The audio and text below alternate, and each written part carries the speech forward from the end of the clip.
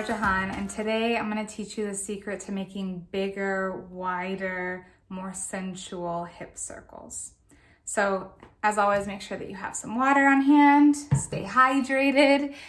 If you have a scarf available, go ahead and tie it on. You can check out the hip scarf tying video to figure out how to put it on properly, and we'll dive in. Okay, normally when you're doing hip circles, you've got your legs about shoulder width apart. That's how I prefer them. Everybody does it differently, so if you prefer them together, that's fine.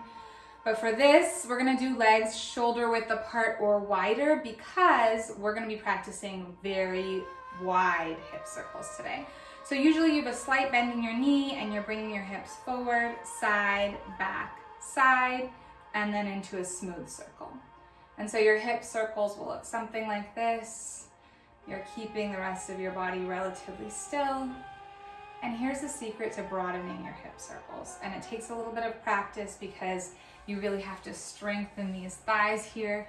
But the broader you want those hip circles to be, the wider you want them to be, the wider you'll want your legs to be, and the lower down you'll go. So you're gonna squat as low as you can. You're gonna lift your ankles off the ground if you'd like to. You can keep them flat and go down. Since I have a leg injury from my shooting, I can't go down too far without lifting up my ankle. I have a really stiff right ankle. So I can take my legs, my ankles off the ground and squat as low as I possibly can. I'm already feeling it in my thighs. You might feel it in your legs a little bit. It's also a really good core exercise. And you're gonna bring your hips forward, side, back, side, and then into a large circle. Smooth as you can, as low as you can. Okay, let's go back down here. Okay.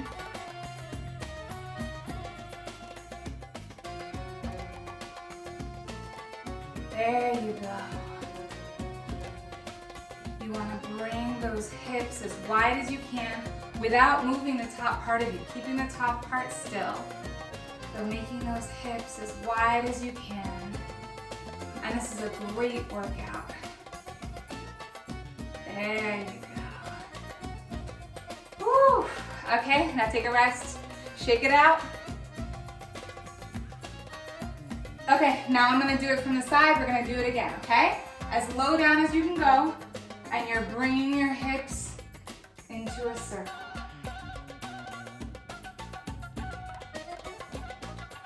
There you go. And if you can bring them lower, even better.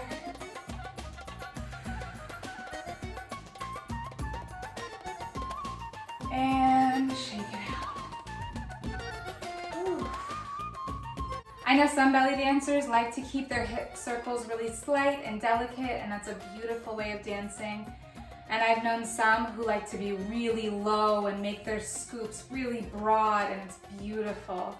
I one time danced with a woman who was from Saudi Arabia, and she said she did Saudi Arabian tribal belly dance, and her dance was so low and raw, and I loved it so much because there was so much passion in it.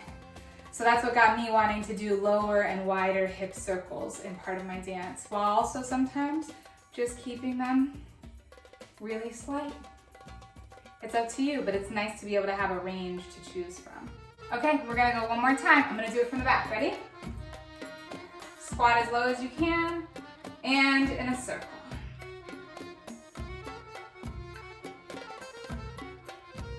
There you go.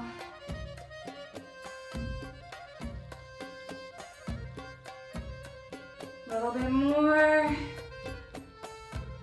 and shake it out. Woo! All right, make sure that you stretch those thighs afterwards. Give them a good stretch when the video is over, okay? We're gonna do a really quick stretch right now. There you go, and then stretch out that stomach.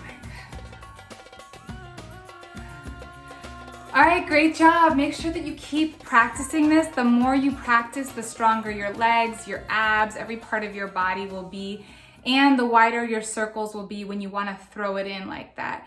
Again, you can do it however you want, whatever feels good in your body, but the more you practice the broad movements, the easier all movements will be for you.